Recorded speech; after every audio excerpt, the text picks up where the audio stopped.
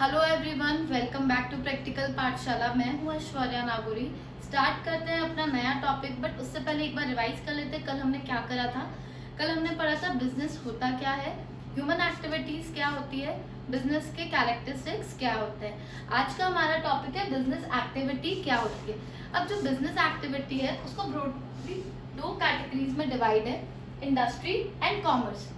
अब इंडस्ट्री होती क्या है? इंडस्ट्री वो एक्टिविटी है जिसके अंदर हम रॉ मटेरियल को फिनिश गुड्स में कन्वर्ट करते हैं, या हम बोल सकते हैं रॉ मटेरियल को यूजेबल फॉर्म में कन्वर्ट करा जाता है।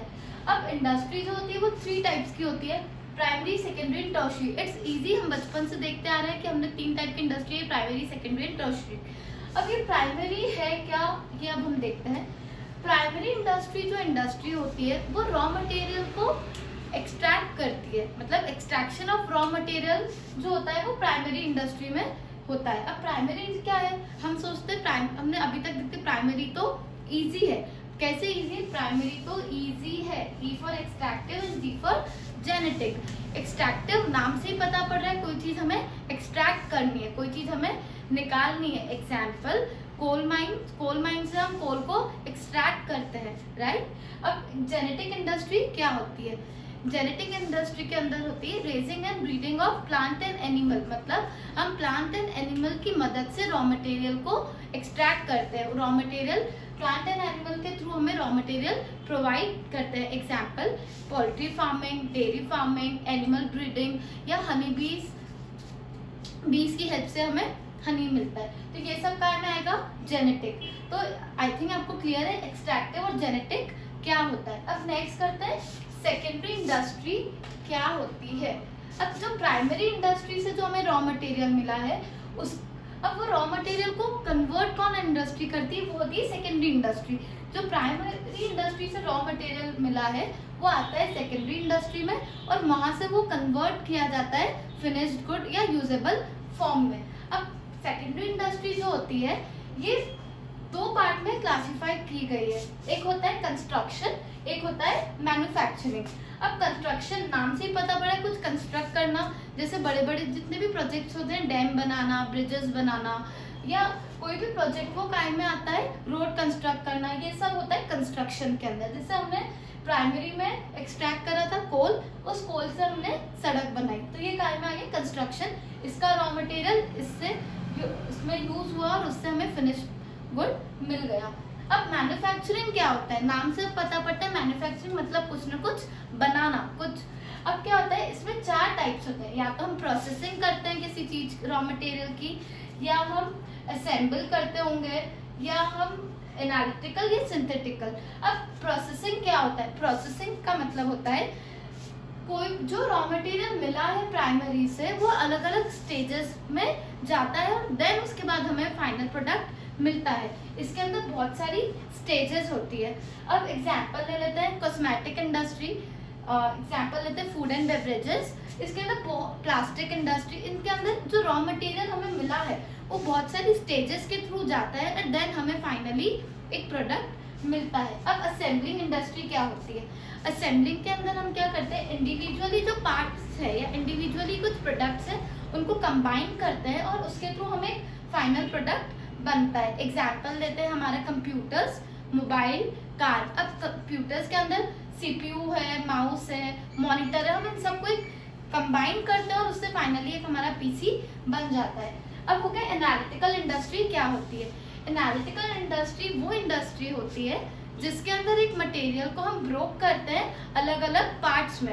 एग्जाम्पल ले लेते हैं, जैसे हमारा क्रूड ऑयल है, क्रूड ऑयल से पेट्रोल भी बनता है, डीजल भी बनता है, केरोसिन बनती है, नेचुरल गैस भी बनती है। तो एक ही मटेरियल है जिसको हमने ब्रोक करके अलग अलग पार्ट्स में डिवाइड कर दिया है और हर एक पार्ट से एक नया प्रोडक्ट बन गया है। अब सिंथेटिकल इंडस्ट्री क्या होती है? सिंथेटिकल इंडस्ट्री क्या होता है, जिसके हम 2 या 3 अलग अलग मटेरियल्स को कंबाइन करते हैं और एक नया प्रोडक्ट बनाते हैं। अब आप कंफ्यूज हो रहे होंगे असेंबलिंग और फिर सिंथेटिकल में डिफरेंस क्या रहा। असेंबलिंग में भी हम अलग अलग पार्ट्स कंबाइन करके नया एक प्रोडक्ट बना रहे थे। देखो सिंथेटिक में क्या होता है, एनालिटिक असेंबलिंग में ये था कि हमारे जो इंडिविजुअल पार्ट्स थे या इंडिविजुअल जो भी प्रोडक्ट हमने कंबाइन कर रहे थे उनका एक इंडिविजुअली एग्जिस्टेंट भी था। मतलब हम हमारा सीपीयू खराब है, हम मार्केट में जाके सीपीयू ले सकते हैं, हमारा कंप्यूटर फिर स्टार्ट हो जाएगा। माउस चाहिए, हम माउस भी ले सकते हैं। बट सिंथेटिकल इंडस्ट्री के अंदर वो इंडिविजुअल जो मटेरियल है उसका इंडिविजुअल एग्जिस्टेंस नहीं होता है। मतलब जब तक उसकी कोई केमिकल रिएक्शन नहीं होगी तब तक वो फाइनल प्रोडक्ट नहीं बन सकता। Example paint. अब पेंट में अलग अलग केमिकल यूज होते हैं, उनका इंडिविजुअली कोई एग्जिस्टेंस नहीं। मतलब इंडिविजुअली एग्जिस्टेंस से मतलब उनका इंडिविजुअली यूज नहीं है, हम उसको डायरेक्टली यूज नहीं कर सकते। जब तक वो दूसरे केमिकल से मिलेगा नहीं हमें फाइनल प्रोडक्ट नहीं मिलेगा। सीमेंट इंडस्ट्री ये सब कहाँ में आएगी? सिंथेटिकल इंडस्ट्री में। आई होप आपको ये इंडस्ट्री पार्ट समझ आ गया होगा। अब टर्शरी इंडस्ट्री क्या होती है? टर्शरी इंडस्ट्री क्या होती है? वो सर्विसेज प्रोवाइड करती है जो हेल्प करती है सेकेंडरी इंडस्ट्री से जो प्रोडक्ट बना है उसके स्मूथ फ्लो में, कि वो जो बना है वो एंड यूजर तक पहुंच जाए, वो काम करती है टर्शरी इंडस्ट्री। इसमें हमारी सारी सर्विसेज आ गई, ट्रांसपोर्ट आ गया, बैंकिंग हो गई, फाइनेंस हो गया, वेयर हाउसिंग हो गई, ये सब टर्शरी के अंदर आएगा। ये सारी हमारा जो प्रोडक्ट बना है उसको सर्विसेज प्रोवाइड करती है। अब हो गया कॉमर्स क्या होता है। इंडस्ट्री तो समझ आ गई कि हमारा हमने एक प्रोडक्ट बना दिया बट अब उसको बेचना पड़ेगा, तो वो काय में आएगा? कॉमर्स पार्ट में। Buying and selling of goods and services comes under commerce. मतलब commerce collectively called buying and selling of goods and services. अब इसके दो पार्ट होते हैं, trade and auxiliary to trade. अब ट्रेड का मतलब क्या होता है? ट्रेड का मतलब कोई भी कॉमर्स क्या होता है ना, हेल्प करता है स्मूथ फ्लो में। लाइक कॉमर्स के अंदर हम बाइंग सेलिंग तो करते ही हैं बट जो हमारा प्रोडक्ट बन चुका है उसके स्मूथ फ्लो के लिए वो स्मूथली फ्लो हो जाए उस अंदर आता है कॉमर्स में। कॉमर्स में आपको क्या ट्रेड और ऑक्सिलरी टू ट्रेड। ट्रेड से ही हमको समझ आता है buying and selling of goods and services. अब इसके दो पार्ट है, इंटरनल एक्सटर्नल। इंटरनल क्या होता है? होलसेल और रिटेल। होलसेल क्या करता है? होलसेलर जो होता है वो डायरेक्ट जो प्रोडक्ट है वो किससे लेता है? मैन्युफैक्चरर से। ये बल्क क्वांटिटी में लेता है और ये मैन्युफैक्चरर को कैश पेमेंट करके रिटेलर्स को क्रेडिट में अपना माल बेचता है। अब रिटेलर क्या होता है?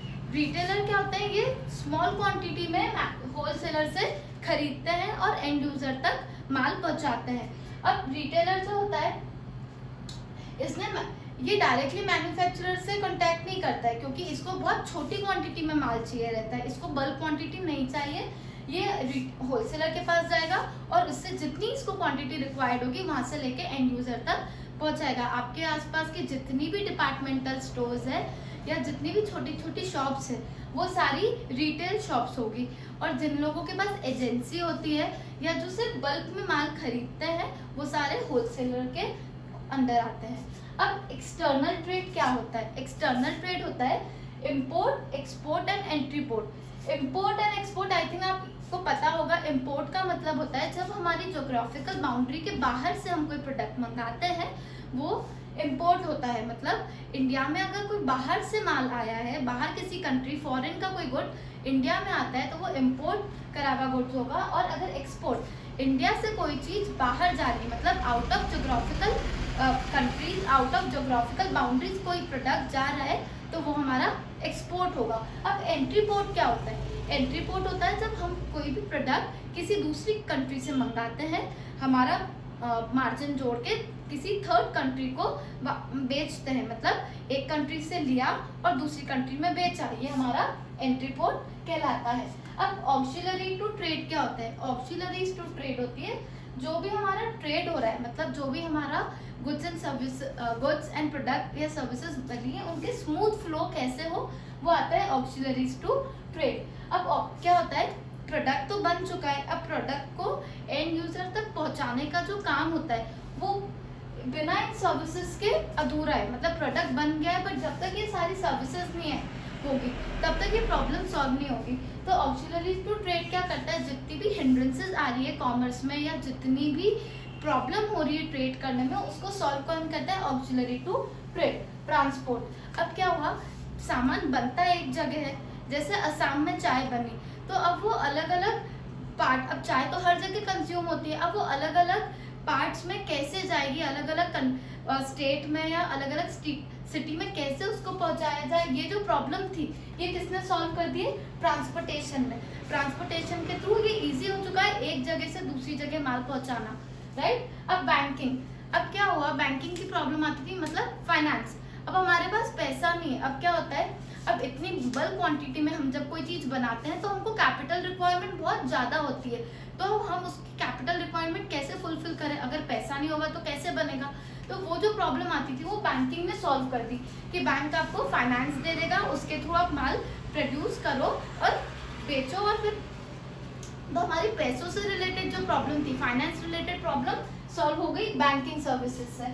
फिर क्या हुआ, अब बना तो लिया है पर उसमें रिस्क भी होती है, मतलब प्रोडक्ट बन भी चुका है, अब उसमें रिस्क किस टाइप की है, आग लग गई तो मेरा क्या होगा, मैंने जो इतना फाइनेंस ले रखा था, इतना उधारी माल अब मैंने इतना बल्क में बना लिया, उसका क्या अगर आग लग गई या मानो मेरा माल चोरी हो गया या कोई भी अनसर्टेनिटी हो गई, तो उस माल का क्या, उस प्रोडक्ट का क्या जो मैंने इतना मैन्युफैक्चर करा है, तो उस जो रिस्क थी उसको कवर करने के लिए इंश्योरेंस सर्विसेज की, जो इंश्योरेंस सर्विसेज के थ्रू ये प्रॉब्लम सॉल्व कर दी।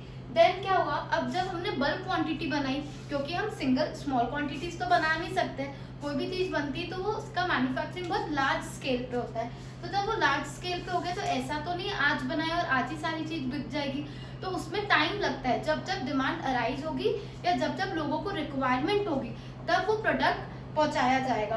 तो जब तब तक उस प्रोडक्ट का क्या, अगर तब तक वो ऐसे ही पड़ा रहेगा तो खराब हो जाएगा, उसको स्टोरेज की प्रॉब्लम थी कि इतना सारा जो मटेरियल प्रोडक्ट हम बना चुके हैं उसे रखेंगे कहाँ, तो उस स्टोरेज की प्रॉब्लम को किसने सॉल्व करा, वेयर हाउसिंग ने। नाउ फाइनल, अब प्रोडक्ट तो बना लिया है पर मैं लोगों को नॉलेज कैसे दूं कि मेरे पास वो प्रोडक्ट है या हम वो प्रोडक्ट मैन्युफैक्चर करते हैं, तो वो जो प्रॉब्लम आती थी कि लोगों को अवेयर करना, उन लोगों को नॉलेज देना अबाउट योर प्रोडक्ट, वो सॉल्व हुआ एडवर्टीजमेंट के थ्रू। एडवर्टाइजिंग इंडस्ट्री क्या करती है, मासेस को आपके प्रोडक्ट के बारे में या आपके प्रोडक्ट की स्पेसिफिकेशन के बारे में बताती है। एग्जांपल लेते हैं, जैसे टीवी में हम ऐड देखते हैं फेयर एंड लवली, तो जब तक हमको पता नहीं पड़ता कि जैसे उस एडवर्टीजमेंट के थ्रू वो बताती है कि 7 दिनों में आप गोरे हो सकते हो, तो वो ये क्या था जो बता रही ना 7 डेज में आप फेयर हो सकते हो, ये उसकी नॉलेज दे रहा है कि हमारा ये प्रोडक्ट है, आप इसको यूज करोगे तो इसका रिजल्ट ये होगा। तो एडवर्टाइजमेंट इंडस्ट्री काम करती है लोगों तक प्रोडक्ट की बारे में नॉलेज इन्फॉर्मेशन प्रोवाइड करने में। तो आई थिंक आपको ये टॉपिक समझ आया होगा। कोई भी डाउट हो आप मुझे कमेंट सेक्शन में लिख सकते हैं, जो कोई भी क्वेरी हो या आपको कल के किसी टॉपिक में डाउट हो या कोई और भी टॉपिक आपको लगता है जो मिस हो चुका है, वो आप कमेंट सेक्शन में लिखिए, आपको ज़रूर हेल्प करी जाएगी। Thank you.